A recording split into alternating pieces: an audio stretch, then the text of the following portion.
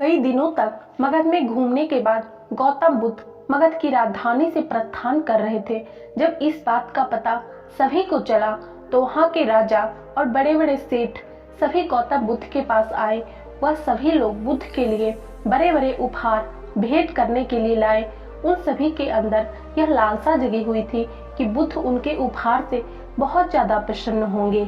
हर कोई अपने उपहार को सर्वश्रेष्ठ समझ रहा था। उनमें से जब भी कोई व्यक्ति दान देने के लिए बुद्ध की तरफ आगे बढ़ता, बुद्ध दूर से ही हाथ हिलाकर उसे स्वीकार करके आगे बढ़ा देते।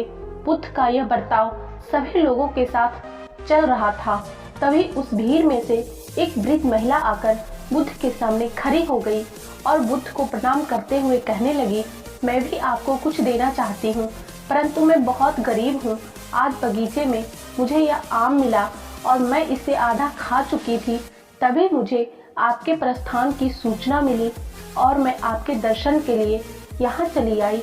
मेरे पास खाए हुए आम के सिवाय आपको देने के लिए कुछ भी नहीं है।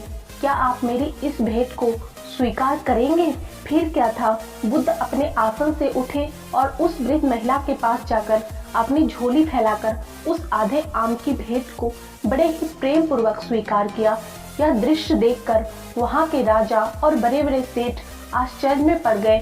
वहाँ के राजा बिंदुसार से रहा नहीं गया और वह बुद्ध से कहने लगे, भगवान, एक से एक महंगे और बहुमूल्य उपहार तो केवल आपने हाथ हिलाकर ही स्वीकार किया, परंतु इस वृद्धा के जूठे आम में आपको ऐसी क्या विशेषता दिखी जो आपको अपना आसन छोड़ना पड़ा?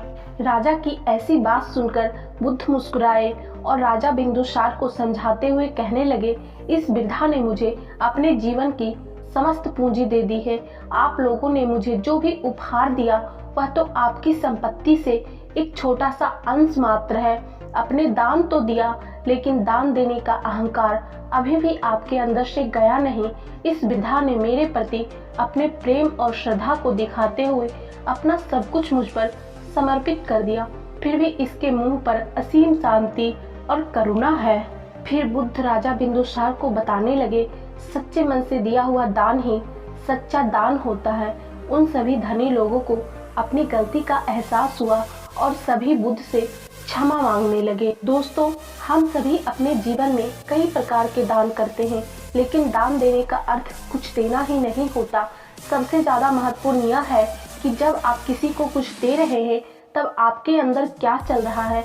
अगर आपके अंदर शांति और करुणा है तो आपका दान सफल है, और अगर आप यह सोच रहे हैं कि मैंने उसे कुछ दिया है तो आपका दान व्यर्थ है। गौतम बुद्ध की यह कहानी आपको कैसी लगी हमें कमेंट सेक्शन में जरूर बताना, और अगर आपको इस कहानी से कुछ सीख मिली हो तो चैनल को सब्सक्राइब करके बेल नोटिफिकेशन जरूर प्रेस कर लेना, क्योंकि हमारे चैनल पर इसी तरह से मोटिवेशनल कहानी आती रहती है।